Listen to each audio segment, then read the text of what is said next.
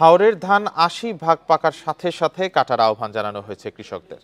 দুপুরে হাওরের বোরো ফসল সংক্রান্ত মত বিনিময় সভায় আহ্বান জানান সুনামগঞ্জের জেলা প্রশাসক ডক্টর মোহাম্মদ ইলিয়াস মিয়া।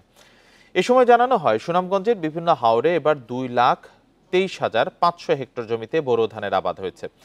বান্ডেল থাকলে প্রতি সেনমানিতে টাকা বাঁচবে। বিকাশ সেনমানি বান্ডেল কিনে জিতুন প্রতি লেনদেনে। ইতিমধ্যে জেলায় বিচ্ছিন্নভাবে ধান কাটা শুরু হয়েছে, তবে পুরোদস্তুর ধান কাটতে আরো সপ্তাহখানেক সময় লাগতে পারে। অকাল বন্যা ও পাহাড়ি ঢল থেকে বাঁচতে কৃষকদের এ আহ্বান জানানো হয়। সভায় ফসল রক্ষা বাঁধ, শ্রমিক সংকট সহ অন্যান্য বিষয়েও আলোচনা হয়।